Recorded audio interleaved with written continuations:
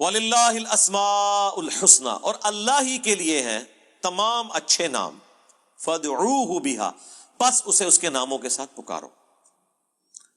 اب یہ جتنے بھی اچھے نام جو قرآن و سنت میں رپورٹ ہوئے یا اگلی الہامی کتابوں میں رپورٹ ہوئے، اللہ تعالیٰ اس چیز کو پسند فرماتا ہے کہ ان کے ناموں کے ذریعے اللہ کی طرف متوجہ ہوں۔ اسی لیے ہم جو دعائیں مانگتے ہیں اس میں بھی اللہ تعالیٰ کے اسماء ہوتے ہیں۔ بسم اللہ الذی لا یضر مع اسمہ شیء فی الارض ولا فی السماء وہو السمیع العلیم۔ تو دیکھیں اللہ تعالیٰ کے ناموں کے ذریعے پکار ہے، یا حی یا قیوم برحمتک استغیث اصلح لی شأنی کلہ ولا تکلنی الی نفسی طرفۃ عین۔ اللہ کے ناموں کے ذریعے اس کی طرف متوجہ ہو رہے ہیں۔ ہر کام کے آغاز میں آپ کو سکھا دیا گیا بسم اللہ الرحمن الرحیم، تو اللہ کو یہ پسند ہے۔ اور یہ جو صحیح وسیلے ہیں ان میں سے ایک ہے کہ اللہ کے ناموں کے ذریعے آپ اس کی طرف متوجہ ہو۔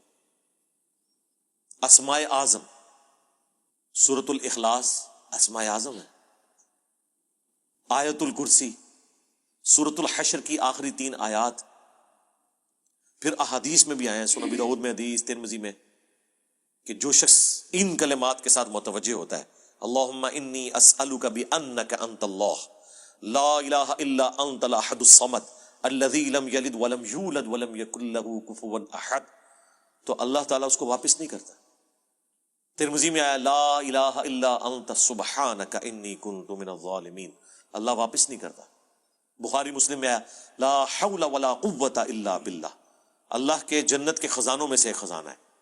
تو یہ اسماء الحسنہ جو ہیں اللہ تعالیٰ کے نام، اس کے صفاتی نام، وہ نہیں ہے جو آپ کو صوفیاء بتا رہے ہوتے ہیں کہ اتنے ہزار دفعہ یہ نام تسبیح کھینچ لیں، وہ نہیں، وہ ایک دفعہ ہی بہت ہے میرے بھائی، یہ ایک ہی دوائی کام کر دیتی ہے۔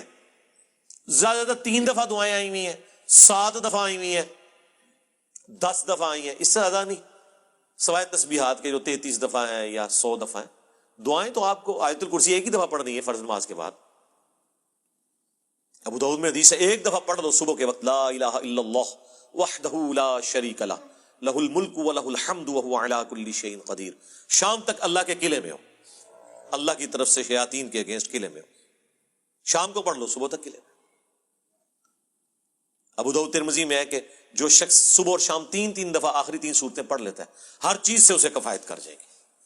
بخاری مسلم میں حدیث ہے جو رات کو سونے سے پہلے سورۃ البقرہ کی آخری 2 آیات ایک دفعہ بس پڑھ لے، جو کچھ مانگا مل جائے گا اور ہر چیز سے اسے کافی ہو جائے گی۔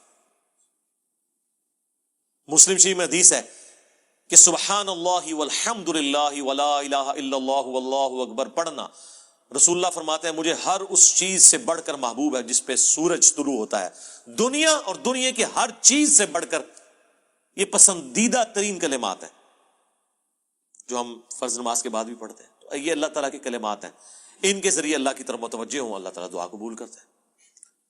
وہ ترمذی میں حدیث ہے ایک شخص آیا، اس نے نماز پڑھی، پھر تیزی سے دعا شروع کر دی، آپ نے فرمایا سائل نے جلدی کی۔ ایک دوسرا شخص آیا، اس نے پہلے اللہ کی حمد بیان کی، پھر دروشی پڑھا، پھر دعا مانگی، فرمایا سل تعطا، سل تعطا، مانگ تجھے دیا جائے گا، مانگ تجھے دیا جائے گا۔ اور نماز میں بھی پروٹوکول آپ دیکھیں کیا ہے، پہلے اللہ کی حمد بیان ہوتی ہے، التحیات للہ والصلوات والطیبات، پھر درود شریف، اور اینڈ پہ جا کے دعائیں آتی ہیں۔ دعا کا پروٹوکول ہے اللہ کی تعریف اور اس کے بعد درود شریف اور پھر دعا، اس کے بغیر دعا قبول نہیں ہوتی۔ اور جس نے تیزی سے دعا کی تھی نا، ترمذی میں حدیث ہے، پھر حضور نے اسے بلایا اور سمجھایا کہ پہلے اللہ کی حمد بیان کرو، پھر مجھ پر درود شریف پڑھو، پھر اللہ کی طرف متوجہ ہو، اللہ دعا قبول کرے گا۔ کسی مزار پہ جانے کی ضرورت نہیں میرے بھائی، گھر بیٹھے اللہ کی حمد اور درود شریف کے ساتھ آپ اللہ کی طرف متوجہ ہو۔ مسلم شریف میں حدیث ہے جو اذان کا جواب دے وہی کلمات ریپیٹ کرے، حی علی الصلاح حی علی الفلاح پہ لا حول ولا قوت الا باللہ کہے، اور اس کے بعد مجھ پر ایک دفعہ درود شریف پڑھے اور الوسیلہ والی دعا مانگ لے، قیامت کے دن میری شفاعت اس کے لیے حلال ہو جائے گی، اللہم اجعلنا منہم آمین۔ کتنے پیارے پیاری چیزیں ہیں جو نبی علیہ السلام نے تعلیم فرمائی ہیں۔ ہم نے اس لیے سنت اذکار کارڈ لکھے میرے بھائی، یہ میری سالوں کی محنت ہے جو میں نے ایفرٹ پٹ کر کے اس چیپٹر کو کلوز کر دیا۔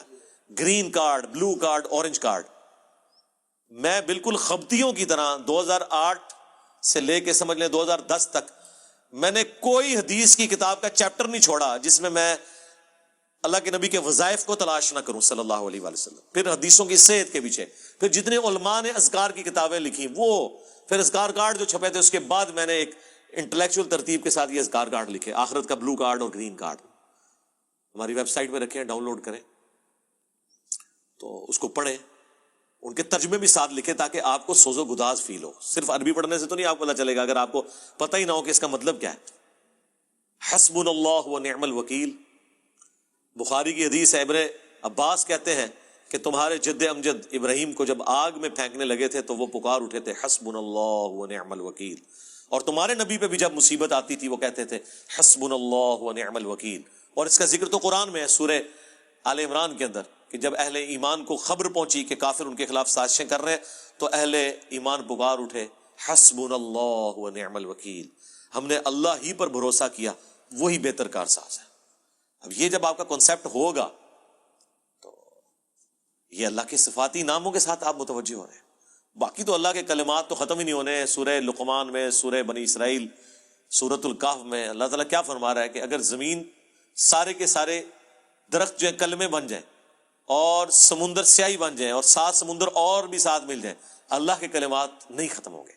سبحان اللہ و بحمدہ عدد خلقہ ورضا نفسہ وزنۃ عرشہ ومداد کلماتہ. بخاری میں حدیث ہے اللہ تعالیٰ کے 99 نام ہے، جو ان کو لے لے گا تو اس پہ جنت واجب ہو جائے گی. لینے سے مراد یہ نہیں ہے کہ وہ ان کی صرف تسبیح کھینچتا رہے گا، مراد یہ کہ وہ اللہ تعالیٰ کو سیریس لے گا. ٹھیک ہے. اور لوگ وہ خالی نام پڑھ رہے ہوتے ہیں، کہتے ہیں میں جنت ہوگی، نماز پڑھنے کی لوڑ ہی کوئی نہیں. بھائی اگر یہ سنن سعید کبریٰ میں حدیث ہے نا کہ جو آیت الکرسی فرض نماز کے فوراً بعد پڑھتا ہے مرتے ہی جنت میں داخل ہوگا. جنت اور اس کے درمیان صرف موت کا وقفہ ہے، تو اس کے لیے نماز بھی پڑھنی پڑے گی. صرف آیت الکرسی پڑھنے سے کچھ نہیں ہونا. تو یہ اللہ تعالیٰ ہمارے تمام اچھے نام اللہ کے لیے، ان کو اس کے ناموں کے ساتھ پکارو. وَذَرُوا الَّذِينَ يُلْحِدُونَ فِي أَسْمَائِهِ، اور چھوڑ دو جو کج روی کرتے ہیں اللہ کے ناموں کے ساتھ. اب یہ مشرکین عرب جو ہے رحمان نام سے بڑا چڑھتے تھے، تو پھر اللہ نے سورہ بنی اسرائیل میں کہا کہ اللہ کو چاہے اللہ کہہ کر پکارو چاہے رحمان کہہ کر، تمام اچھے نام اس کے ہیں. اسی لیے دیکھیں اللہ نے رحمان، اللہ کو اپنا ذاتی نام تو اللہ کا ایک ہی ہے اللہ، یہ بھی 2 الفاظ کا مجموعہ ہے. الالہ، دی الہ. مدینہ کوئی بھی شہر، المدینہ مدینہ المنورہ. الہ معبود، جھوٹا ہے سچا کوئی بھی. الالہ ایک ہی معبود ہے سچا. یہ الالہ، الالہن تن الالہ، یہ بن گیا اللہ. یہ اللہ کا ذاتی نام ہے. اگر اس کے لیول پہ اس کے بعد دوسرے نمبر پہ جو نام اللہ کو پسند ہے نا وہ ایک ہی ہے، الرحمن. باقی سارے نام جو ہے نا وہ اس سے نیچے ہیں. اسی لیے مسلم شریف میں حدیث ہے اللہ کو 2 نام بڑے پسند ہیں، عبداللہ اور عبد الرحمن. یہ بڑا سینسٹیو مسئلہ تھا مشرکین عرب کے لیے رحمان. قرآن میں آپ کو بار بار یہ چیز ایمفسائز ہوگی. اللہ تعالیٰ بعض اوقات صرف رحمان کو لے کے چل رہے نام کو. قل ان کان للرحمن ولد فانا اول العابدین. اے نبی تم فرماؤ اگر رحمان کا کوئی بیٹا ہوتا تو میں اسے پوج رہا ہوتا. اس طرح اللہ تعالیٰ اپنا کسی اور نام کو ذکر نہیں کرتا. یا اللہ کا نام آتا ہے قل هو اللہ احد، اے نبی تم عرض کرو اللہ کے حضور اور ان کو فرما دو کہ بے شک اللہ ایک ہے. تو اللہ اور الرحمن یہ 2 اللہ کے فیورٹ نام ہیں. اسی لیے اللہ نے دیکھیں بسم اللہ میں رکھ دیا اسے، بسم اللہ الرحمن الرحیم. سورہ فاتحہ الحمدللہ رب العالمین الرحمن الرحیم، ایک یونیک نام ہے. تو جو کجروی اختیار کرتے ہیں ان کو ان کے حال پہ چھوڑ دو. سَيُجْزَوْنَ مَا كَانُوا يَعْمَلُونَ، ان قریب ان کے برے اعمال کی سزا ان کو دے دی جائے گی.